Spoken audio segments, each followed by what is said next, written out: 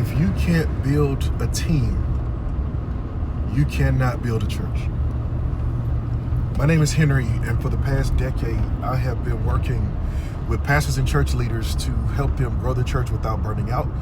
And today, part of my purpose is to bring revival to churches and breakthrough to businesses by implementing simple systems. And today, I want to give some tough love to all of my church leaders out there. You know, I work with church leaders for a living. We have worked with over 1,000 church leaders. We've got more than 100 active churches in our program right now. And one of the things that I often run into is I keep running into leaders who are coming and they're seeking help, and we've been able to help them, but they are seeking help because they're struggling to grow their churches. And when I begin to do their deep dive, because for many of our churches who join our program, I do a strategy call with them. You know, they're on there when they first come into the program to assess where they are, to help them figure out how to get things moving in the next 30 days.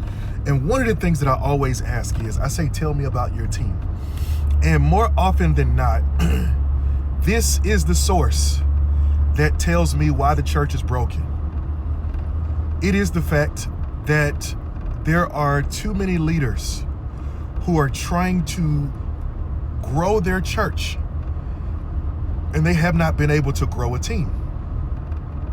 And here is one of the things that is hard to say, but I've got to say it because I think we all need to hear it. Growing a team is the cost of entry for growing a church. If you cannot convince 5 to 10 people to walk with you, to partner with you in the vision or in whatever it is that God has called you to do, then you have not developed or earned the right to build a growing church. Because in order to get to 20 people, you got to get to 2 first. You got to get to 5 and 10 and so forth and so on. And this is not just some random idea I pulled out of the sky. This is actually the Jesus model. Before Jesus ever does public ministry, as a matter of fact, for a period of time, he does his best to keep his public ministry secret. And instead, he chooses 12 men and he walks with them. He trains them, he develops them, he equips them, he gets them ready. If you go to one of my favorite builders, Nehemiah gets the things he needs. He puts together evidently some kind of small team of trusted advisors because he goes and he assesses the wall at night with just a few people. Then he comes to the masses, cast a vision, and he gets an entire nation on his side. But it starts with a team. And if you are trying to build a church, if you are trying to grow a church and you have not grown a team, you, my friend, are out of order. You have got to grow a team first. Because if not, you have handicapped the vision from day one. You have set a limit on how far things can go from day one.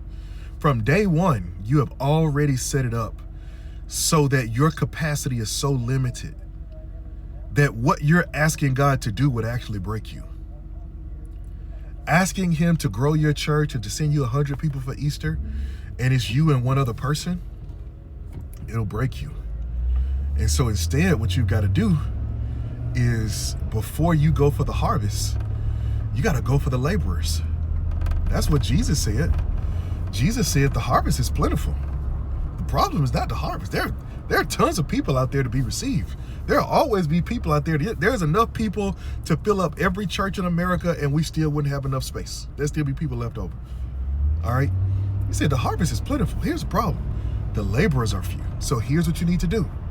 He did not say, pray to the Lord of the harvest, that the harvest would just show up in the barns. He did not say, pray to the Lord of the harvest, that the wheat would just come walking and would all of a sudden find itself bundled up and ready to go. No, he said, pray to the Lord of the harvest that he might send more laborers. And that's what you're trying to build. You're trying to build a team of laborers, of bond servants, of doulos, of those who are committed to the work that God has called them to. And so if you want to grow your church, if you want to build a vision that God has called you, not for some selfish reason, because you just want to be a mega pastor, you want to have influence. I ain't talking about that. I'm talking about for those of you trying to fulfill a vision that God has put in your heart. The first thing you got to do is build a team. All right, so if you want to build a team, here's a couple of things you need to do. Number one, you need to get crystal clear on what God has called you to build.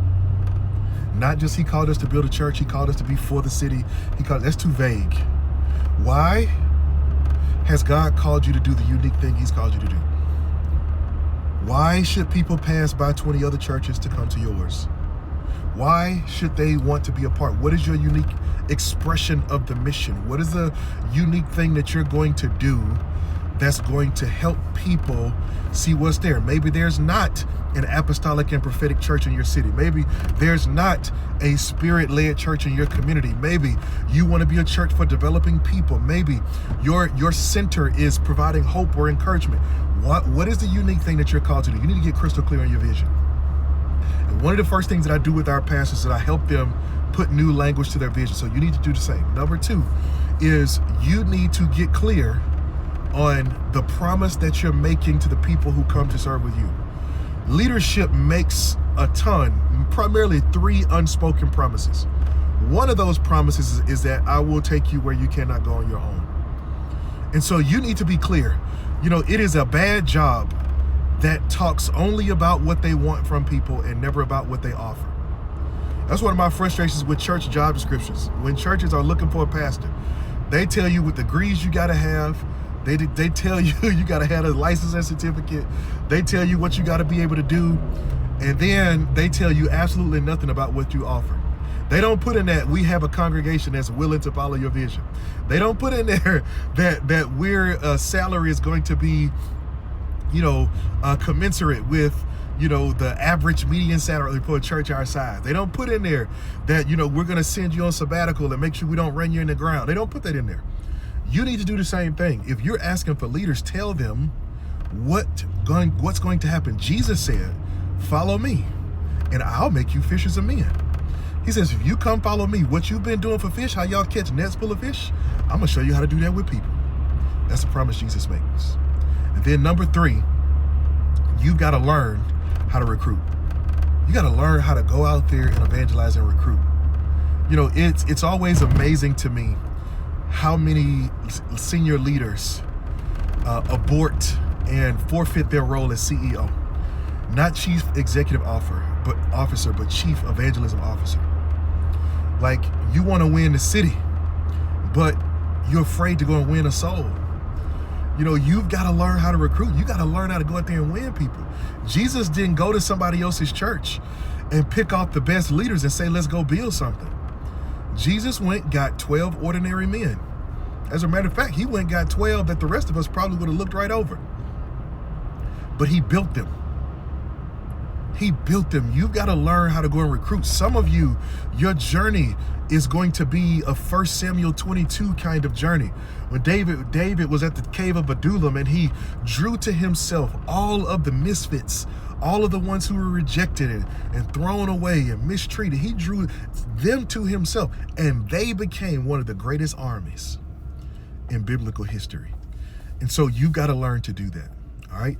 Listen, if you want some help, I want you to click the link in my bio, because at the link in my bio, you can find information on some training that we offer, but more importantly, an assessment. There's an assessment that's on our website. It's completely free. You can go and take that assessment, and that assessment will help you figure out and will help you realize what the biggest drawback is for you as you attempt to build. It's going to give you some insight, and it's going to give you some tools to help you figure out how you can get from where you are to where God has called you to be.